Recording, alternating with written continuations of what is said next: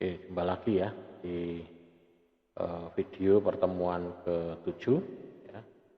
Di sini nanti di video pertemuan ke-7 kita akan membahas tentang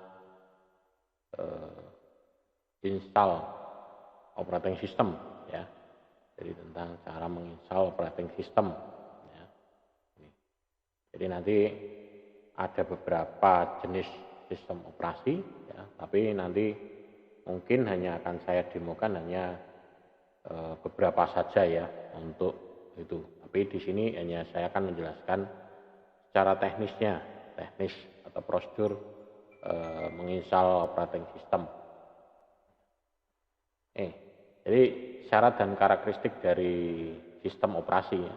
Ini ketentuannya di sini ada. Kemudian istilah umum yang menjelaskan dari sistem operasi tersebut ya. Ini meliputi ada yang multi user ya, ini ya, sistem operasi yang sifatnya adalah multi user ya. Kemudian ada juga yang multitasking ya. Ada juga yang multi processing dan multi threading ya. Ini. Jadi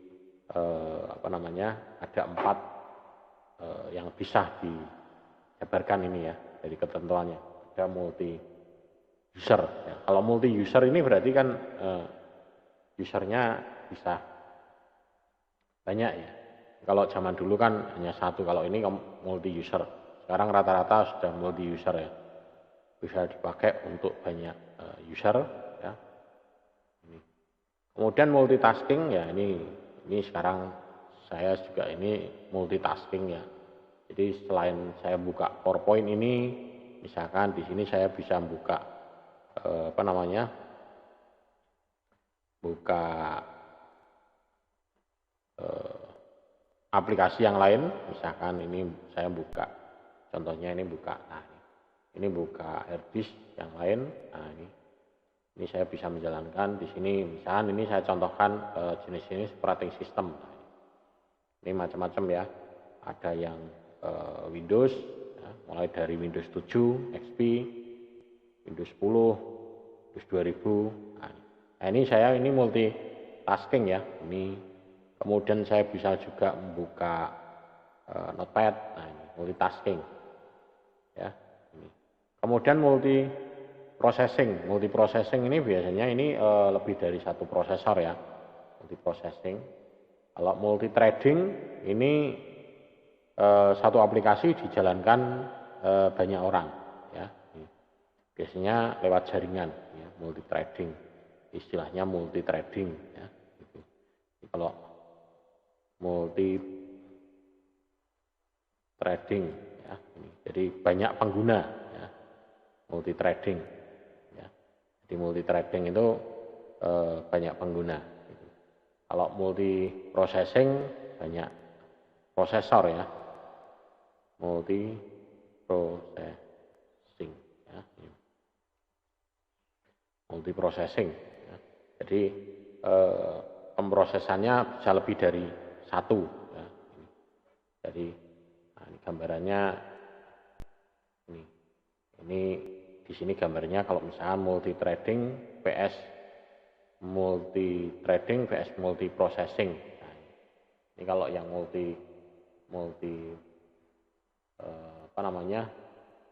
processing dan multithreading ya. Gambarnya belum keluar. Nah, ini gambarnya ini ya. Nah, ini. Jadi ini gambarnya. Nah, ini multiprocessing. Ini multiprocessing berarti ada banyak, CPU 1, CPU 2, CPU 3. Kalau multithreading di sini.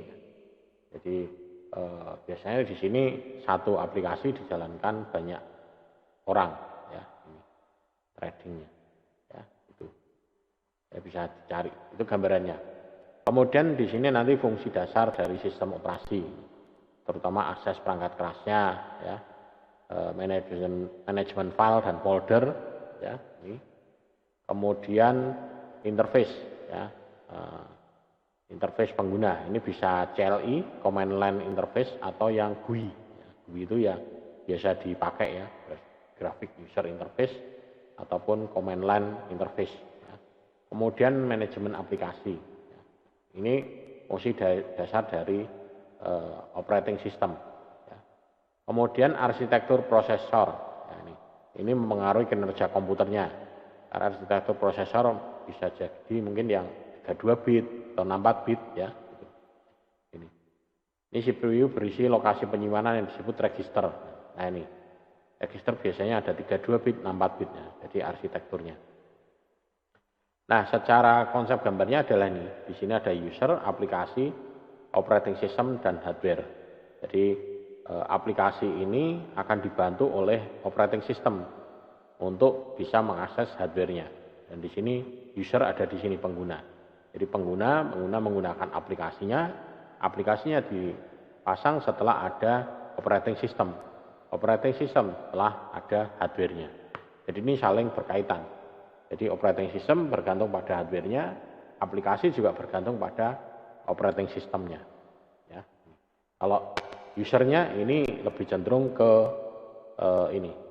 SDM-nya ya. Di sini SDM, penguasaan SDM-nya itu yang seperti apa. Kemudian ini beberapa ya pilihan ada untuk Windows, terutama untuk arsitektur prosesornya. Ini Windows 7 starter, ini support hanya untuk 32 bit ya. Ini Home Premium, ini 32 bit, 64 bit, ada dua pilihan ya. Ini, nah, ini sampai ini. Dan tapi ini di sini ini sudah sistem operasi yang lama ya. Karena kalau sekarang itu sudah sistem operasinya sudah Windows 7, Windows 8, Windows 10 ya. Jadi ini yang lama ya. Ya, jadi kalau yang baru juga ada ya, ada 32 bit, 64 bit juga. Ya. Kemudian sistem operasi Windows, di sini ada Windows, dulu ini ada Windows 7, ada Windows Vista, ada Windows Home, ya, ada ini Windows Operating System, dan ini yang multi user ya, ini bisa dibuat dua user di sini bergantian, ya, ini. Jadi ini untuk sistem operasi Windows. Kemudian yang basicnya command line adalah ini, ya, perintah command line, ya, baik di Windows juga ada, di Linux, ya, tapi biasanya istilah command line itu untuk Linux ya biasanya. Tapi di Windows sih sebetulnya juga ada, karena di apa namanya Windows Server ya, Windows Server 2019 ya. Windows Server 2019 itu menyediakan dua basisnya command line ataupun yang GUI ada pada saat install ya. Jadi pada saat install ada pilihannya itu. Ini nanti saya tunjukkan, nanti saya praktekkan yang menginstal Windows Server 2019 ya. Kemudian jenis sistem operasi, ini ada sistem operasi desktop ya, biasa dikenal small office, home office ya. Ini digunakan di lingkungan ini SOHO, small office, home office ya. Jadi untuk lingkungan kantor yang kecil atau rumah ya. Ini mendukung hanya satu pengguna, biasanya home ya, home premium atau ini. Kemudian pembagian file dan folder pada jaringan kecil dengan keamanan yang terbatas. Jadi hanya sharing file foldernya itu hanya sebatas tertentu saja. Ya. Kemudian sistem operasinya ini contohnya adalah ini Windows, ada Apple Mac OS, ada Linux. Ya, ini. Tapi kalau kita mau lihat lebih jelas lagi ya, timeline Windows, sistem operasi Windows gitu ya.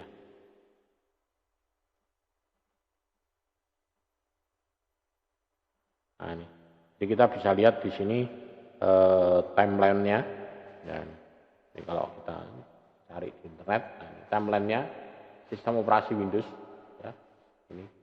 Ini tapi belum tentu ini yang sampai sekarang ya, mungkin masih bisa. Oh ini sampai 2021 ya, ini sudah. Jadi ini sudah yang sampai yang terbaru ya. Ini saya buka, saya besarkan. Nah, jadi ini timelinenya untuk apa namanya Windows ya. Nah, ini ngecilkannya begini. Nah, ini. Ya, ini. Jadi sampai 2021 di sini dominasi masih Windows Server 2019. Kemudian untuk yang ini di sini ada Windows NT, ini Windows 7, Windows 8, Windows 10 ya. Kalau Windows Server di sini Windows Server mulai dari server 2003, Windows Server ada Home Server ya, ada Windows Server 2008, Windows Server 2011, 2012, 2016 ya. Kemudian yang terakhir ini adalah 2019 ya. Ini kalau Windows Server 2019 kebetulan saya punya sudah, 2016 juga ada, 2012 juga ada, 2008 juga ada, 2003 juga ada. Tinggal nanti yang saya cobakan yang 2019 ya. Karena download juga sudah bisa ya, download ini. Cuman memang itu evaluasi ya, evaluation. Jadi hanya bisa sampai 90 hari, salah 3 bulan. Ya. Kemudian ada juga Windows Phone, Windows Mobile ya, ini. Jadi ini perkembangan yang Windows kalau kita lihat dari Windows. Kalau dari Linux ya, di sini kita lihat mungkin yang terbaru. Ya. Nah ini Linux. Nah Linux ini variannya macam-macam kalau Linux ya. Nah mungkin yang ini yang paling lengkap. Nah, ini. Jadi Linux itu di sini sumbernya ada 3 ya, Red Hat, SUSE, sama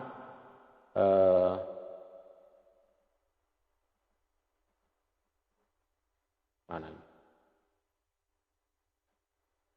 Kok bukanya salah? Ya, jadi ini bukan salah ini gambarnya. Kalau di Linux ya, di Linux ini perkembangannya dia ada 3, ya, sumbernya ada 3. Distro Linux. Nah, coba open ya, ini muncul enggak ini?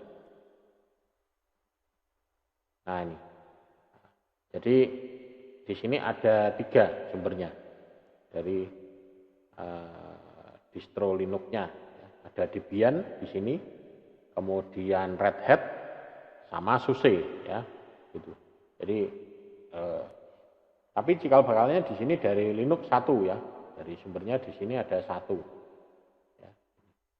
Ini kalau saya buka save image coba ya, saya save image, saya save ke picture ya. Nah, kemudian saya buka. Nah, ini kan bisa saya besarkan ya. Nah, ini.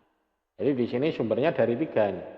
Ya, dari ada 3, Debian, SUSE, sama Red Hat. Ya, tapi semuanya itu bermula dari 1 ya, dari 1 Linux di sini ya. Dari 1 sumber Linux itu. Tapi dia masuknya varian di sini. Debian, kemudian ada SUSE, ada Red Hat. Nah, ini. Dan tinggal kita mengacu mana? Mengacu Debian atau yang Red Hat atau yang SUSE. Nah, ini perkembangannya seperti ini. Jadi ini baru sampai tahun 2007 ya di sini. Tapi kalau sampai sekarang di sini mungkin sudah banyak variannya. Ya. Ini Anda bisa cari ya di sini variannya dari Linux itu ada berapa banyak sih? Nah, ini kalau kita lihat di sini variannya dari Linux bisa. Nah ini tidak tahu ini yang sampai tahun berapa ini? Nah, ya.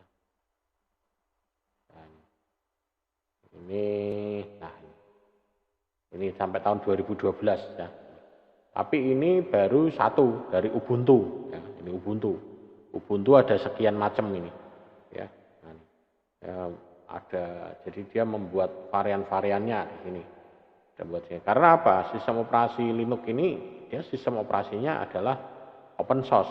Artinya open source itu bukan free ya. Open source itu adalah source code-nya itu free, open Jadi kita bisa mengembangkan, kita bisa membuat, kita bisa membuat varian sendiri ya itu. Tapi itu juga agak bahaya juga kalau kita mengambil sumber yang tidak resmi ya.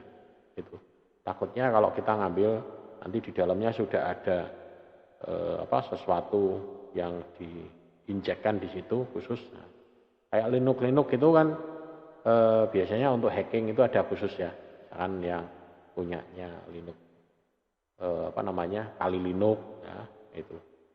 Ya, sama yang lainnya itu ada beberapa juga. Nah, jadi Linux itu perkembangannya Linux. Sementara kalau yang Apple Mac OS, nah ini saya memang sengaja buka dari sini supaya tahu karena ini perkembangannya cepat sekali ya. Ini, Mac OS ya ini Apple Mac OS. Nah, coba kurang P ya. Nah ini perkembangan Apple Mac OS. Nah, ini Apple Mac OS. Nah, ini tinggal dilihat aja Mac OS itu perkembangannya seperti apa. Nah, ini bisa dilihat di sini ya perkembangannya seperti apa. Nah, ini. Jadi Mac OS itu variannya seperti apa? Ini sampai tahun 2000 berapa ini? Nah, ini kalau ini di sini dari sisi ini grafiknya ya. Mungkin bisa dilihat ya. Ini kalau misalnya saya simpan dulu, simpannya tidak bisa ini. Save image, nah, coba save image ya. Save image, kemudian saya buka. Nah ini, ya. Jadi ini perkembangannya ini, macOS. Ini sampai dengan tahun berapa nih? Di bawah nih. Tahun 2021. Jadi ini sampai ini. MacBook Air ya, MacBook Air 13 MI. Nah, ini MacBook Air. Kemudian apa ini? MB. Karena saya tidak begitu apal ya. Nah, ini ada MacBook ya. Ini tahun-tahunnya di sini keluarannya ini. Ini tahun 2021 berarti sampai ini. Yang 13 in ya. MacBook Air 13. Ya. Ada juga iBook G14. Nah, ini perkembangannya di sini semuanya, ya bisa dipantau, bisa dilihat, ya di sini. Nah, ini. Jadi itu perkembangan dari sistem operasi. Ada 3 ya, Windows, Apple Mac, sama Linux. Ya. Kemudian ada juga sistem operasi jaringan. Kalau tadi kan sistem operasi basisnya desktop, kemudian ada sistem operasi jaringan. Sistem operasi jaringan ini berisi fitur yang meningkatkan fungsionalitas dalam lingkungan jaringan. Jadi dia fungsinya adalah melayani server, ya, ini sifatnya server. Ya. Ini mendukung banyak pengguna. Ya. Bisa juga dari Linux, dari Mac juga ada, dari Windows juga ada. Jadi dari ketiga sistem operasi ini dia juga menawarkan ada server sendiri-sendiri ya. Ini. Dan dia rata-rata memberikan peningkatan keamanan dibandingkan dengan sistem operasi yang desktop. Ya. Kemudian persyaratan untuk sistem operasi, aplikasi di lingkungan yang kompatibel dengan operating system ini. Jadi sebelum merekomendasikan operating system, ya, ini seorang teknisi ini harus meninjau atau merekomendasikan. Yang pertama adalah anggaran, ya, anggarannya berapa, budgetnya berapa. Ya. Apalagi kalau kita mau bikin server, budgetnya berapa dulu Pak. Ya. Kemudian bagaimana komputer akan digunakan. Ya. Jadi komputer itu digunakan di lingkungan apa. Ya. Apakah misalkan komputernya dipakai untuk kerja di kantor, atau untuk mobile, atau untuk di lapangan seperti apa, kondisinya seperti apa. Ya. Ini. Kemudian jenis aplikasi apa yang akan diinstal. Nah, ini. Aplikasinya yang diinstal, saya butuhnya hanya untuk grafis. Kalau orang Indonesia kalau misalnya install kan macam-macam ya, diinstal pokoknya lengkap. Nah, itu. Tapi kalau di luar negeri saya punya teman itu yang dulu kuliah di Australia. Itu di Australia itu sistem operasi itu yang ada cuma hanya Windows sama Office. Nah itu. Jadi kalau misalnya mau gambar, mau apa ya pakainya Office. Nah itu. Tidak kayak di Indonesia itu. Di Indonesia itu macam-macam, ada Photoshop, ada segala macam ada. Ya. Karena kalau di sana itu ketat sekali. Begitu ketahuan, ya mungkin karena sana itu negaranya sudah berkembang ya. Kalau di Indonesia kan paling yang apa istilahnya ya boleh dikatakan itu kan hanya di perkotaan. Kalau di pelosok perdesaan itu belum tersentuh dengan hukum yang secara ketat. Kalau misalnya kena hukum ya saya tidak tahu kok gitu.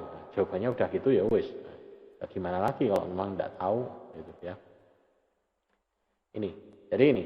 Kemudian tentukan apakah komputer ini perlu dibeli. Nah ini. Jadi ini baru komputer ini apakah perlu dibeli atau enggak. Nah, jadi sesuaikan dengan kebutuhan dulu. Ya. Tapi kalau misalkan perusahaan itu penting kita beli, kita punya gitu. Nah, tapi tujuannya untuk apa? Biasanya kalau di perusahaan kayak gitu. Sama juga kalau kita mau beli komputer untuk kuliah. Tujuannya untuk kuliah apa dulu? Kuliah desain grafis, kuliah jaringan, atau kuliah apa namanya tentang arsitek, atau mungkin untuk musik atau apa? Nah, itu tentukan dulu. Nah, jadi tapi kalau di apa si customernya ngotot udah mau pakai ini yang terbaik ya sudah, mereka tidak mau disarankan ya sudah ya gitu ya, berikan yang terbaik semua. Nah itu VGA yang terbaik, prosesor yang terbaik, harddisknya yang baik, semua sodorkan kalau memang mereka dari sisi anggaran tidak ada masalah. Nah, ini ya. Kemudian persyaratan dan kompatibilitas perangkat kerasnya, minimumnya, platformnya, OS-nya itu apa? Ini harus dilihat juga. Oh hardware-nya sekian, berarti minimum OS-nya itu harus ini Pak, tidak bisa dipaksa yang lain. Kalau mau OS-nya yang ini, ya hardware-nya harus ini. Nah, jadi harus bisa. Jadi persyaratan minimum operating system ini harus dipenuhi ya, untuk operasi yang minimal. Ya. Kemudian beberapa aplikasi mungkin juga memiliki persyaratan perangkat keras tertentu. Nah, jadi aplikasi memiliki perangkat keras tertentu, misalkan kayak yang khusus ya, misalkan gambar itu mungkin dia harus punya VGA yang khusus ya, punya digitizer ya. Kemudian kalau yang musik dia punya sound recorder yang bagus ya. Nah, ini. Upgrade mungkin diperlukan juga. Nah, ini upgrade mungkin diperlukan juga. Tapi kalau tidak memungkinkan ya sudah, berarti beli baru ya. Kemudian memori, hard drive, CPU, VGA, mainboard, ini adalah beberapa komponen umum yang dapat di-upgrade. Memori bisa di-upgrade, hard drive bisa di-upgrade, CPU bisa, VGA bisa, mainboard juga bisa. Ya. Tapi kalau sudah mengupgrade mainboard, ini juga perlu diperhatikan juga untuk casingnya. Ya. Casing dia kompatibel enggak, terutama power supply-nya kompatibel enggak dengan mainboard yang baru. Kemudian pusat kompatibilitas ini juga ada ya, pusat kompatibilitas Microsoft ini dapat menjadi sumber ya. Jadi apa ya, kompatibilitas list ya. Kalau tidak salah di apa di ini ada di semua operating sistemnya itu ada namanya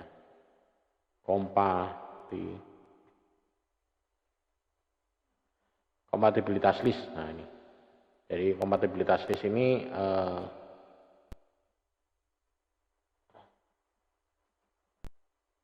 supaya sistem operasi. Nah itu bisa juga dilihat ya kompatibilitasnya.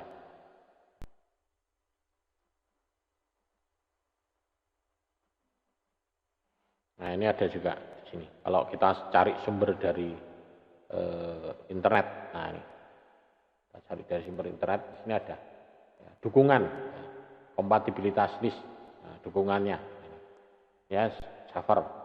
Nah, misalkan di sini ada Windows Server 2012 dengan perangkat Hyper-V. Nah, ini juga jenis pengujian P1, catatannya di sini ada 2. Ini kompatibilitas listnya. Ya, berarti sini P1 ya. P1 berarti ini. Ya, keterangannya sini, jenis pengujiannya adalah ini, dukungannya adalah ini nanti. Ya, ini, kompatibilitas GIS-nya. Jadi bisa kita cari sumbernya dari situs resminya ini juga ada. Nah, produknya apa, tinggal nanti bisa dicek di sini. Ya. Atau kita manut sama teknisinya gitu ya, bisa juga ya. Tapi kalau sekarang itu zamannya sudah online ya, kita cari secara online dulu. Ya. Kemudian, nah ini compatibility centernya, ini di apa namanya, di OS-nya sendiri juga ada compatibility centernya. Nanti di sini dia bisa support dengan hardware-nya apa saja, drivernya apa, ini ada. Bisa. Kemudian memeriksa kompatibilitas OS-nya. Ini versi yang baru dari OS. Ini tentunya akan menghadirkan fungsionalitas baru juga dan kinerja yang lebih baik. Jadi kalau misalkan ada sistem operasi yang baru, tentunya itu akan menghadirkan fungsi yang baru juga. Ya, gitu. Jadi tapi ini semuanya harus dilihat dari dukungan si ini apa namanya hardware-nya. Hardware kita support atau tidak, ya. Oh kita, ada versi baru, kita unduh, kita install, tapi hardware kita tidak support ya percuma gitu ya. Ini, jadi dukungan perangkat kerasnya yang lebih lama dapat dibatalkan. Jadi kalau misalnya dukungan perangkat kerasnya itu yang lebih lama ini dapat batal ini ya, tidak bisa, gagal. Oh, perangkat kerasnya tidak support, perangkat kerasnya tidak bisa. Oh, harus beli ini, beli itu, tambah ini, tambah itu. Mending pakai yang lama sih, wae. Wong fungsinya paling hanya untuk ngetik sama internetan, udah cukup. Nah gitu. Ya. Ini paling komputer buat apa sih ya? Paling untuk itu ya. Kecuali kalau kita memang kerjanya di desain grafis, ya, butuh kerja yang cepat, rendering, ya. Kemudian kalau program butuh compile, ya.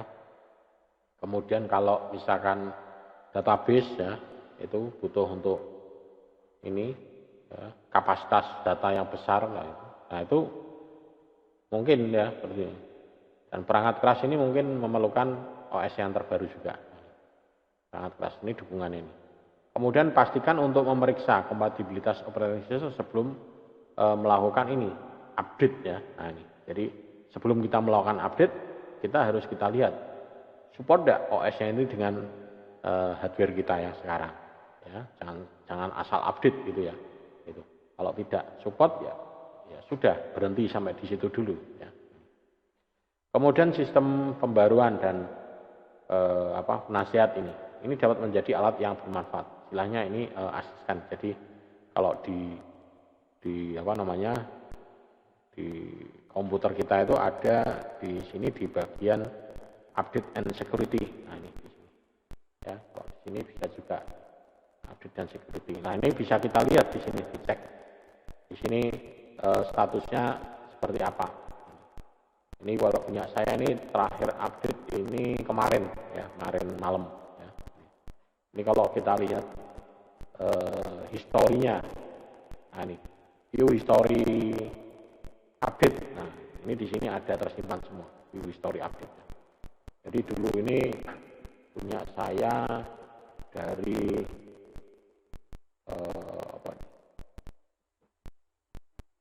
ini historinya update-nya ya.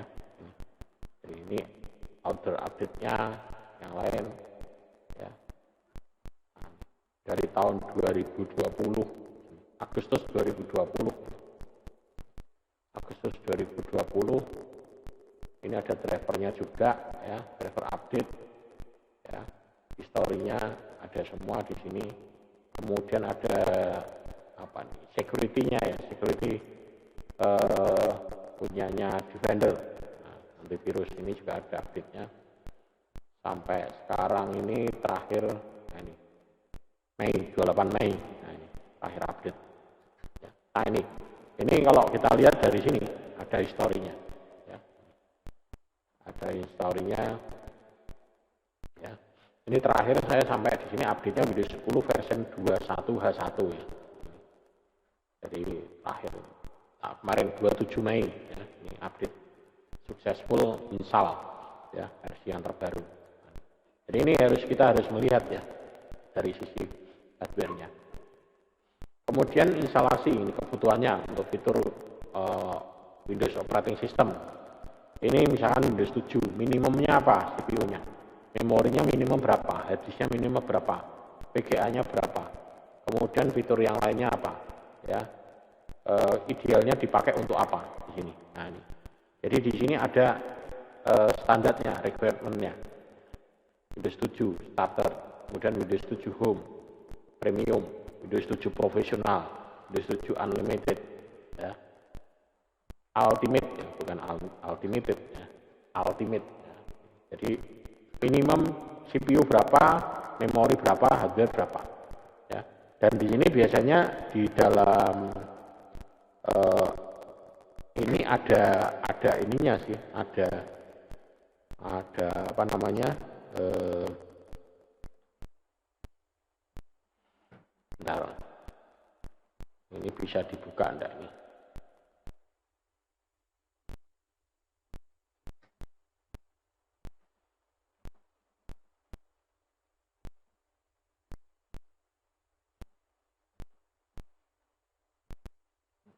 Nah, ini coba ya.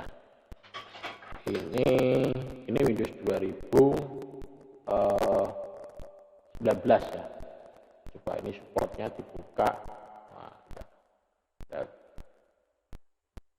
ada ya. Di supportnya di sini kelihatan. Biasanya adanya ini di CD-nya ya. Jadi dia support minimal apa ya. Ya tidak ada. Shell ini tidak ada.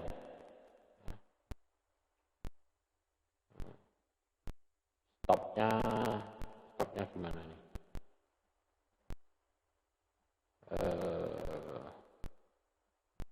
Disable.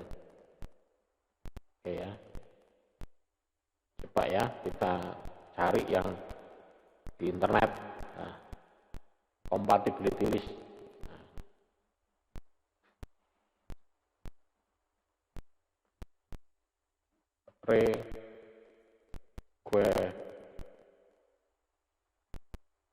Requirement ya. Ini.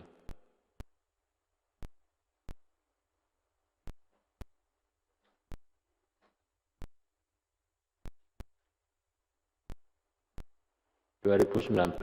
Nah, ini kebutuhan minimumnya ya. Nah, ini. Jadi di sini spesifikasinya ya, kebutuhan minimumnya kalau kita lihat ini kalau Windows 10 ya. Nah, ini kalau di Windows 10 bisa kita lihat, kita cari di internet juga ya. Minimum memorinya berapa, prosesor berapa, hard disknya berapa ya. Jadi kita harus melihat ini dulu pada saat kita mau menginstal operating sistemnya ini, ya, menginstal operating sistemnya. Ya. Misalkan saya mau menginstal operating sistemnya itu di virtual, kalau di virtual sih tidak masalah ya. Ini ya. Misalkan contohnya ini, saya mau install untuk Windows Server 2016. Saya tinggal di sini create aja ya, misalkan di sini bisa create secara online, bisa juga ya. Ini salah ya, saya create-nya nggak usah online ya, pakai new virtual machine. Di sini saya buat di sini Windows Server ya, 2019 misalkan ya. Kemudian kita next. Nah, di sini ada generasi 1 itu 32 bit, 64 bit. Ini yang generasi 2 ini adalah untuk 64 bit. Ini 32 bit ya. 32 bit dan 64 bit. Ini untuk virtual machine. Ya, kita coba yang pakainya ini aja ya. Pakainya Hyper-V. Ya, kita next. Kemudian ini memorinya saya buat berapa itu? 4 GB ya. Dapat 4 GB. Jadi 4 GB itu kan berarti 4 kali 1024. Nah, berapa? Ya. Jadi di sini tinggal kalikan 4 ya. Dan ini kalikan 4 berarti kan 4096 ya, betul ya. 4 giga. Kemudian di sini gunakan memori secara dinamik ya. Artinya ini akan 4 giga ini akan dipakai tidak maksimal, tapi akan dipakai seperlunya dulu, maksimalnya hanya sampai 4 giga. Sehingga tidak mengganggu kinerja dari operating system utamanya. Next, ini untuk jaringannya saya pakai default saja. Kemudian next, nah ini harddisknya. Harddisknya saya pesankan di sini untuk ini berapa nih? 20 giga ya. 20 giga saja. Next. Ya, kemudian ini install operating system later atau sekarang. Nah, ini saya ambil masternya dari sini, dari master operating system. Nah, ini sistem operasi. Nanti sambil kita nunggu. Ini saya pakai Windows 2019, Windows Server 2019. Ya. Next, finish. Ya. Nah, nanti dia proses, kemudian kita jalankan Windows Server 2019. Nah, ini langsung proses menginstal. Ya. Jadi proses menginstalnya adalah nah ini proses installnya. Ya. Kalau sudah proses install seperti ini bisa kita sambil ya, bisa kita tunggu. Ya. Oke, ini prosesnya di sini load filenya, memanggil filenya dari master CD-nya tadi. Ya. Ini sambil nunggu ini hasilnya seperti apa. Tapi biasanya kalau install secara virtual kayak gini cepat. Ya. Paling tidak ada 15 menit ya. Nah, ini. Kemudian di sini ada pilihan seperti ini, ya. Langsung kita next, kita pilih install, ya. Nah, sekarang proses installnya itu lebih mudah ya dibandingkan dengan proses dulu. Bahkan sekarang itu antara install, format, partisi. Nah, ini yang tadi yang saya maksudkan. Jadi di apa namanya di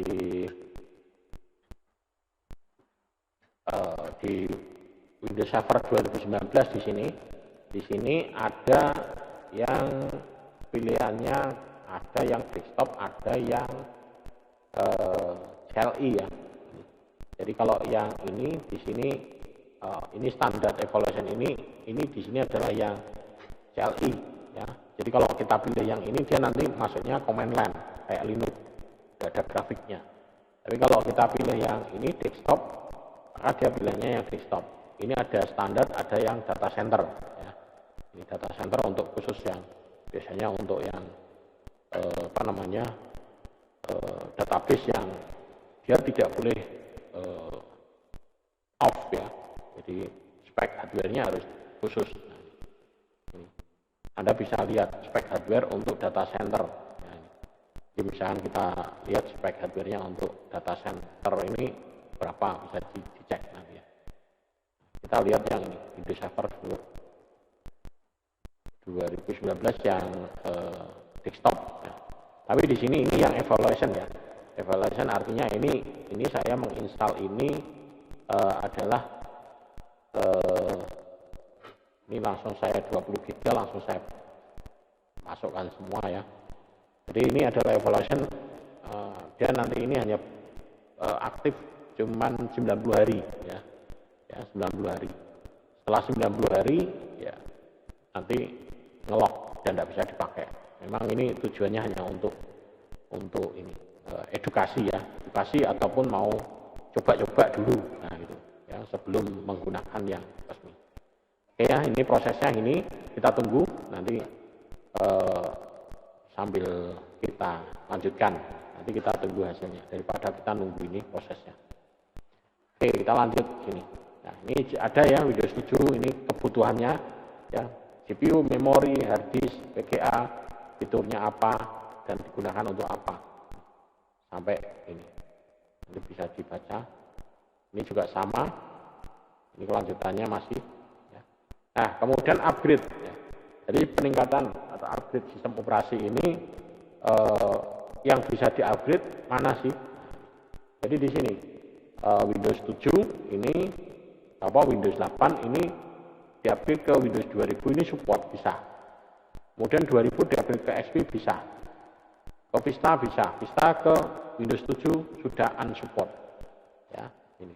Jadi kenapa kok Vista ini tidak ini ke sini Windows 7 tidak bisa, sementara yang Vista ini ke Windows 7 ini support ya. Karena ini langsung dari Windows Vista-nya langsung ke Windows 7. Sementara kalau yang Windows 8 ini dia bertahap, Windows 8 ke 2000 ke XP ke Vista mau ke 7 tidak bisa ya. Jadi misalkan ada teman Anda, loh saya dari Windows Vista upgrade ke Windows 7 bisa kok. Nah, ini kok tidak bisa ya. Karena kita lihat dulu historinya.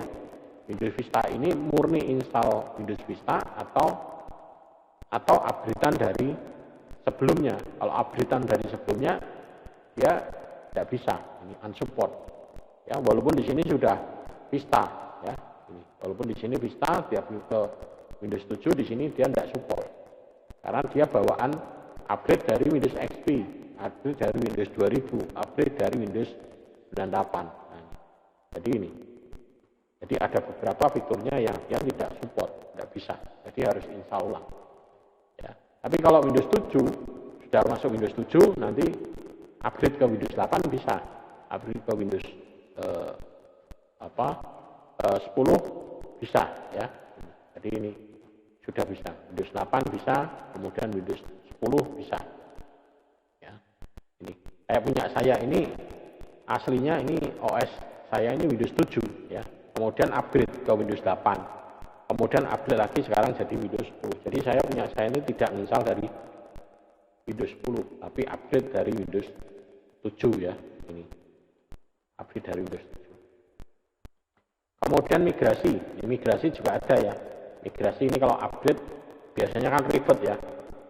Di dalam Windows-nya ini ada user account, ada dokumen, ada musik. Nah, kita buka satu-satu, ngopi satu-satu. Ini ada tools-nya ya. Data pengguna ini ditransfer, bisa ditransfer dengan menggunakan Windows Easy Transfer. Nah, jadi ada tools-nya di sini. Jadi menggunakan ini Scanet ini, atau menggunakan dari sini ya, Windows Easy Transfer ya, punyanya Windows bawaannya itu Windows 7 atau berapa. Jadi nanti bisa ditransfer, kemudian nanti istilahnya diekspor kemudian diimport. Nah, itu. Sehingga kita tidak perlu ngopi ini satu-satu kayak ini. Ada email, terutama email ini yang agak ribet ya, mindahinnya. Email. Tapi kalau si penggunanya user tidak apa-apa Mas, di copy biasa aja. Nah, itu. Ya sudah gitu ya.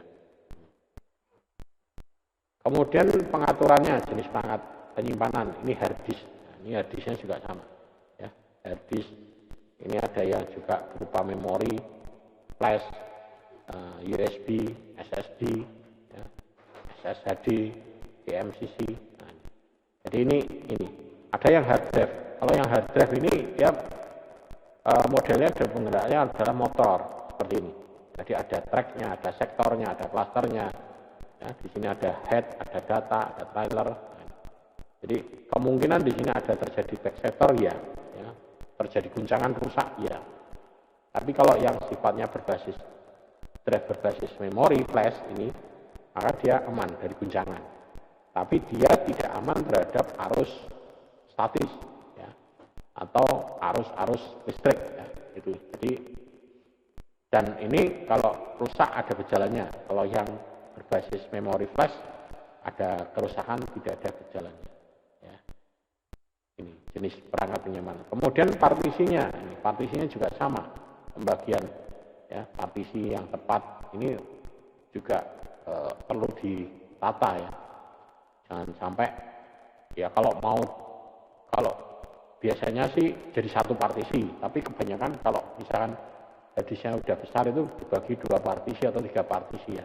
Untuk sistem sendiri, untuk data sendiri, kemudian untuk temporary sendiri, ya, gitu. Kayak punya saya ini di sini, ini untuk sistem sendiri. Ini. Kalau ini sistem saya menggunakan SSD, ya. Kemudian untuk data sendiri. Kalau yang ini adalah temporer. Temporer ini external hard disk, ya, menggunakan external hard disk. Ya, ini partisinya. Ya. Kemudian sistem file. Sistem file ini juga menentukan bagaimana data ditulis. Jadi kita menggunakan FAT32 dan NTFS, ini ukurannya akan berbeda. Kita sama-sama mengcopy menggunakan FAT32 dan NTFS. Kecepatannya akan berbeda. Dan kalau dicek, ukurannya jauh lebih besar menggunakan FAT32. Ya. Jadi Anda coba, bisa dibuktikan. Anda coba pakai flash disk. Flash disknya diformat pakai FAT32, yang satunya formatnya adalah NTFS. Anda coba copy file, ukurannya lebih dari 4 GB. Anda copy ke FAT32, tidak bisa, ditolak. Jadi FAT32 ini maksimum hanya 4 GB. NTFS bisa lebih dari 4 GB. Ya. Jadi cara ukuran ini sudah beda, kecepatan juga beda. Nanti bisa dibayangkan.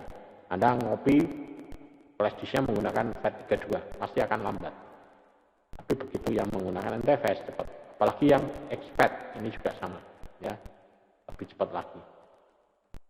Nah ini perbedaannya di sini, FAT32 dan NTFS perbedaan sama eFAT.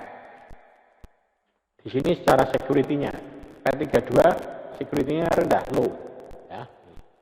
Kemudian NTFS di sini file dan folder level permission ini terenkripsi. Jadi ada security-nya. Kemudian kalau yang eFAT di sini tidak support access control list, ACL-nya tidak support di sini. Jadi dia permission for user access. Jadi di sini tidak support untuk ini. Kemudian compatibility-nya di sini kompatibel dengan Windows. Ini kompatibel dengan Windows. Kalau yang eFAT di sini kompatibel dengan semua jenis operating system, mulai dari XP, SP2, SP3, ya, kemudian server, ya, 2008. Ya. Kemudian ukurannya, file size-nya, ini limit.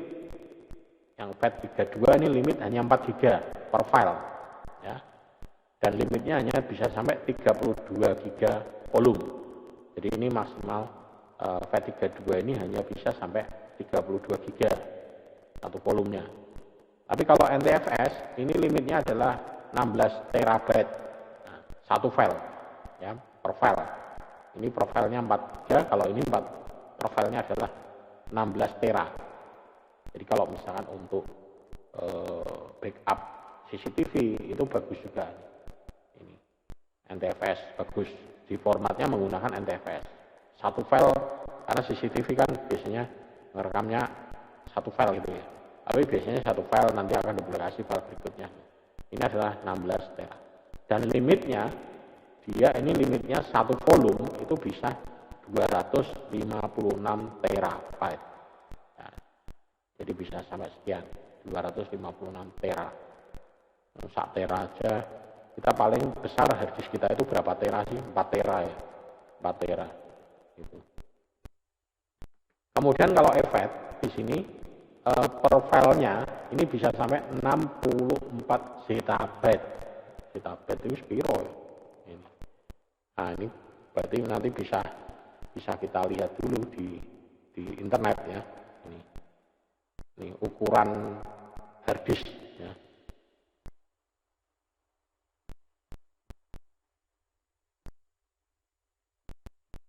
Ya, ukuran kapasitas harddisk itu ukurannya itu apa saja ya.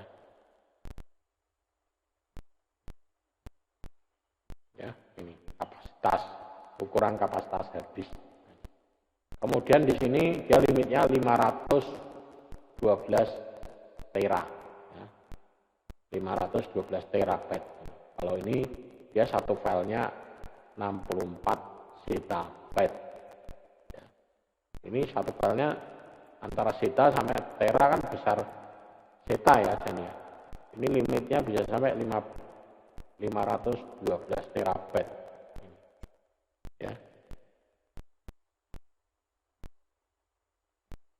kalau kita lihat di historinya di sini ukurannya ya, ukurannya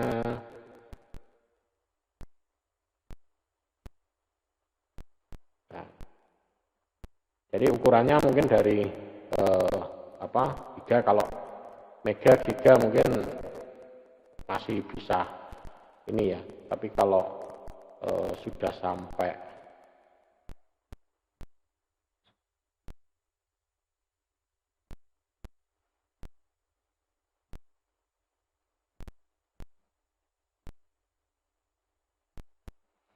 kalau misalkan sudah sampai besar itu kadang juga tidak hafal gitu ya, zeta yang paling tinggi zeta bit itu berapa gitu ya ukurannya. Nah, dan ini bisa dicek ya untuk tabelnya ya. tabel tabel ini. Kemudian pada saat format ini ada yang menggunakan quick format, ada full format. Bedanya apa? Kalau yang quick format dia tidak ada proses namanya scan ya. Scan istilahnya scan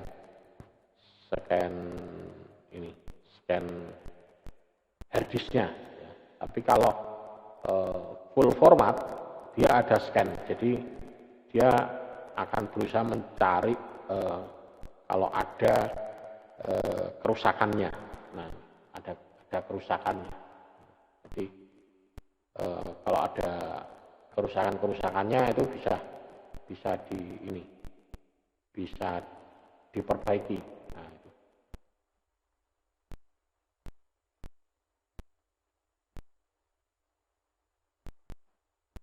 Ya, ini ya, coba ya. Ini tadi yang ukurannya temu, baru saya cari temu ini filenya. Nah, ini. Jadi ukuran filenya adalah ini. Saya besarkan ya. Nah, ini. Jadi ada dari mega, giga, tera, ini terabyte. Nah, zettabyte ternyata di sini zettabyte ya, 10⁻21 zeta. Jadi zeta itu besar kali, 1 zeta ini ada 21, nolnya 21 ya. Ini. Kalau ini kan giga kan nolnya 9. Tera, sekarang itu kita masuknya ke tera. 1 tera, 2 tera gitu. Ya. Oke, untuk instalasi OS default. Nah, ini install OS dengan default, ini install menerapkan pengaturan yang paling umum. Jadi defaultnya ditambahkan pengguna yang tidak berpengalaman. Biasanya yang kurang berpengalaman ya sudah default aja. Kemudian paling sedikit penyesuaiannya ya. Mungkin ada custom sedikit ya, install OS default. Kemudian pembuatan akun. Ini pembuatan akun ini mungkin banyak pengguna untuk berbagai komputer kalau misalkan dipakai untuk lebih dari 1 ya usernya. Kemudian jenis akun Windows yang umum adalah administrator, ada standar, ada guys. Ini ada 3. Kemudian yang terakhir ini finalisasi instalasi. Ini menggunakan perbaruan update. Ya, jadi setelah install selesai, kalau sekarang itu tidak langsung selesai, apalagi kalau terhubung ke internet, dia akan ngupdate, ya, dia akan ngupdate, pasti sekarang, apalagi Windows 7, Windows 8, Windows 10, setelah install dia masih akan minta update, penyesuaian hardware-nya, penyesuaian driver-nya, itu, ya. Kemudian ada juga cloning, ini dipakai kalau misalnya untuk hardware-nya sama dan untuk penginstalan cepat dan untuk menginstal lebih dari 1, misalkan di lab gitu ya, ini di cloning. Jadi kita buat masternya 1 ya. Kebetulan dulu saya pernah mengelola lab ya sebagai kepala lab di kampus ya. Itu setiap semester itu komputernya selalu kita bersihkan karena mungkin ada virus, ada yang rusak, ada macam-macam lah. Itu kita buat masternya 1. Kemudian dari situ kita cloning, ya, karena hardware-nya sama semua. Enaknya gitu kalau hardware-nya sama semua. Jadi satu lab hardware semua kita cloning. Ya. Cloningnya bisa menggunakan lewat jaringan, bisa di copy antar hard disk, jadi itu bisa juga. Ya. Kemudian metode instalasi lainnya juga ini ada instalasi custom, kemudian ada instalasi PC hanya misalkan Windows 8, kemudian kita bisa juga menggunakan sistem restore ya, atau upgrade atau install perbaikan. Kemudian remote install ini menggunakan unattended. Unattended ini bisa juga ya. Kemudian kalau instalasi jaringan, nah, ini menginstal menggunakan koneksi jaringan. Ini diharapkan kalau ini jaringan jangan menggunakan internet ya, kalian menggunakan jaringan LAN. Karena kalau jaringan internet, install lewat jaringan internet itu agak lama. Tapi kalau LAN mungkin bisa, jadi ngeloning ini tapi lewat jaringan LAN, ya, itu lebih cepat ya. Kemudian restore ya, restore, refresh, pemulihan, ini beberapa tools juga dapat melakukan instalasi custom ya. Kemudian ada tools-tools yang termasuk untuk restore sistem Windows ya. Ini untuk mengembalikan kalau misalkan sistemnya gagal booting ya. Kemudian pemulihan sistem ya, ini digunakan untuk memulihkan kalau terjadi kegagalan sistem. Nah, ini. Biasanya kita membuat boot disknya ya. Ini opsinya biasanya menggunakan Windows 8, Windows 7 ya. Ini. Atau ada menggunakan partisi restore dari pabrik ya. Jadi biasanya ada partisi sendiri khusus biasanya kalau rusak. Tapi hati-hati kalau kita menggunakan ini restore sistem pabrik ini ya, data kita bisa hilang semua ya. Tapi di situ ada langkahnya. Sebelum melakukan restore, apakah mau di backup? Kalau iya di backup, maka semua akan di backup dulu datanya. Tapi datanya di backup hanya yang ada di bawah user, di bawah usernya. Yang di luar user tidak akan ke backup. Jadi misalkan kita defaultnya user ini, kemudian ada D ada nyimpen data, itu tidak ikut ke backup. Kita custom, kita pilih. Ya. Tapi prosesnya agak lama. Jadi backup dulu, kemudian nanti setelah itu install, kemudian nanti restore lagi. Ya. Itu. Jadi ada toolsnya. Ya. Saya pernah itu makan waktu kurang lebih 1 hari ya untuk restore, untuk ini restore pabrik. Dan tapi kalau kita mengabaikan mengabaikan datanya agak lebih cepat ya, karena langsung kayak di format langsung install baru, lebih cepat. Tapi kalau kita ada proses backupnya dulu ya, itu agak lambat ya. Lama dan lambat. Kemudian proses boot Windows. Nah, ini boot Windows ini juga perlu ya. Ini perlu diatur, dikonfigurasi untuk ini kalau kita menggunakan multi boot, nah, kita bisa atur di ini Windows bootloader-nya. Jadi kita kalau misalnya multi boot bisa diatur di situ. Boot partisi mana bisa diatur. Ya. Kemudian aktivasi mode. Ya. Ini mode startup Windows yang memungkinkan pemecahan masalah ketika Windows gagal mulai. Ya. Ini biasanya startup, misalkan ada mode save mode, ya, mode network, ya, mode dengan prompt perintah. Ini kalau di Windows 8, 7 itu pakai tekan F8 ya. Tapi kalau Windows 7 Windows 8 Windows XP ya, XP itu F8, XP ke bawah tekan F8. Tapi kalau Windows 7, 8 dan 10 itu masuk tekan shift dulu ya. Jadi kita booting tekan shift, tekan, kemudian nanti baru akan muncul modenya ini ya, mode masuk save mode ya. Kemudian Windows Registry ini disarankan untuk tidak mengubah-ubah kecuali Anda tahu persis apa yang Anda akan ubah ya. Jadi karena ini akan mengganggu kestabilan dari Windows-nya. Multi boot ini juga diatur tadi ya, multi boot kita bisa buat lebih dari satu OS di komputer kita ya, dengan menggunakan multi boot. Kemudian utility management disk ini bisa dipakai untuk defrag, untuk membagi partisi ya. ini. Kemudian menentukan drive-nya, menyembunyikan drive, ini juga bisa. Ya. Menambah array, ya ini di manajemen disk. Ya. Kemudian menentukan kapasitas yang boleh diakses. Nah, ini. Kemudian partisi, ini langkah awal ini sebenarnya, partisi. Ya. Membuat drive partisi. Kemudian drive mapping, ini kalau kita menggunakan jaringan, ya, menetapkan nama hurufnya untuk menamai drive fisiknya, ya, disebut map drive. Nah, kemudian untuk struktur direktori, nah, ini struktur direktorinya, ya, ini kita bisa juga untuk dirancang, ya, menyimpan file folder. Jadi kita harus menyimpan foldernya itu harus jelas, ya, tidak langsung asal, jadi sesuai hierarkinya. Harus diinisialisasi dan diformat jika Windows tidak dapat mengenali file sistemnya. Dan memformat disk atau partisi ini akan menciptakan sistem file.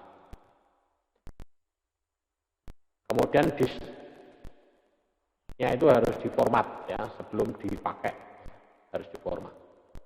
Lokasi file penggunaan sistem, ini jadi file sistem ini yang file penting dari OS-nya, ya. Ini lokasinya biasanya itu di drive C, ya, defaultnya. File pengguna ini memiliki penggunaan yang tidak terlalu penting bagi OS, dan di dalam di dalam ini my document, ya, gitu. Kemudian atribut ini jarang sekali sih diakses kalau sekarang, ya. Kalau zaman dulu main DOS itu masih, ya, ada read, archive, system. Tapi kita bisa melihat di sini, kita ketikkan ini attrib gitu, ya. Kita ketikkan attrib, salah, attrib.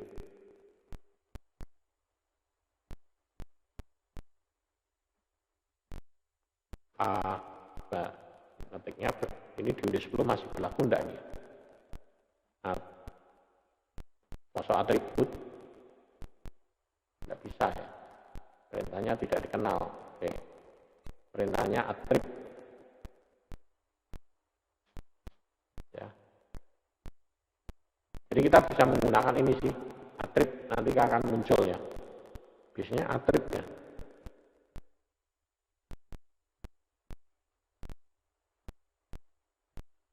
Oh, ini double T, salah ini. Attrib akan muncul ini. Ini, ya, kita bisa muncul di sini. Jadi misalkan kita masuk ke C, ya. Nah, ke C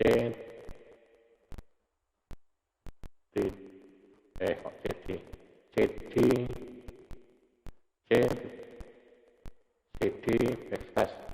Nah, ini attrib. Nah, ini jadi ini ada arsip, sistem, hidden. Nah, ini S ini berarti artinya adalah sistem.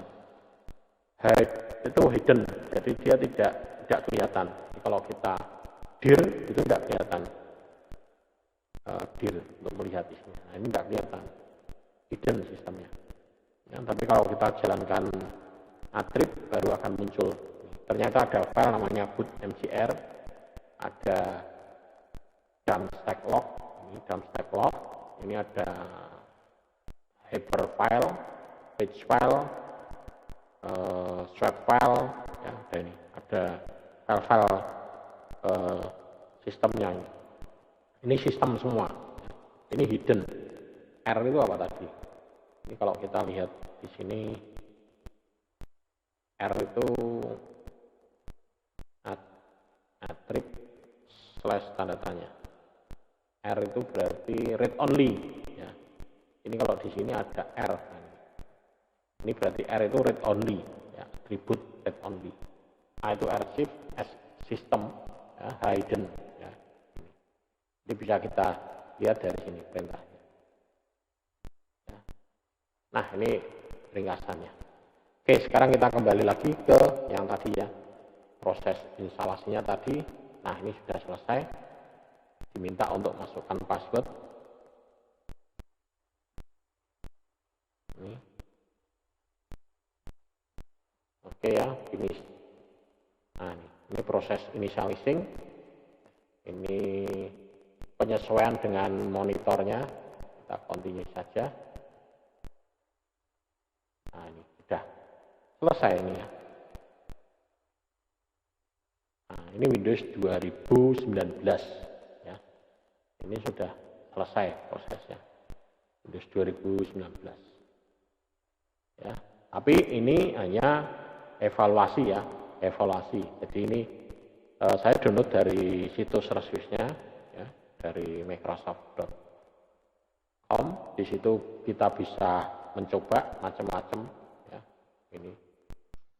Ya, ini adalah hasil dari tadi Windows 10. Jadi kalau misalkan kita lihat propertiesnya di sini, kita bisa lihat propertiesnya ya, dari Windows ini. Kita klik kanan properties. Nah ini Windows Server 2019 Standard Evaluation. Nah, ini di sini ini masih untuk evaluasi ya. Ini paling hanya 30 hari ya. 30 hari, nanti setelah itu sudah tidak bisa digunakan lagi ya. Karena memang ini sifatnya untuk mencoba ya, evaluasi, untuk dicoba, untuk dievaluasi. Saya download dari situs resminya ya, dari situs resmi dari Windows Microsoft Windows gitu. Nanti Anda bisa coba ya untuk instalasi sistem operasinya. Ini saya hanya memberikan contoh satu ini ya. Mungkin ada banyak dari sekian banyak sistem operasi ya. Dan Anda mungkin kalau Anda mau mengcopy ini ya monggo, punya saya. Tapi tentunya ngopinya tidak bisa lewat online ya. Mungkin bisa ketemu saya di 605 ya. Ini untuk operating system. Saya punyanya hanya ini ya, Windows, yang versi Windows. Kemudian yang versi Linux ada ini, ada Debian, ada Red Hat, ada Ubuntu. Tapi sebetulnya kalau mau download sih ya mudah ya. Download sudah ada dari situs-situs resminya, bahkan kita bisa dapat versi yang terbaru itu. Oke, mungkin untuk pertemuan video kali ini saya cukupkan sekian. Nanti bisa ketemu lagi di pertemuan video selanjutnya.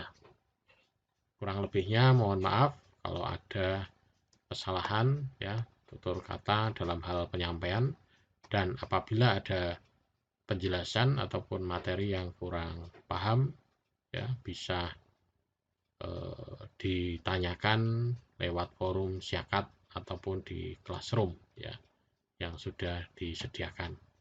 Oke, terima kasih, sampai ketemu di pertemuan atau di video selanjutnya.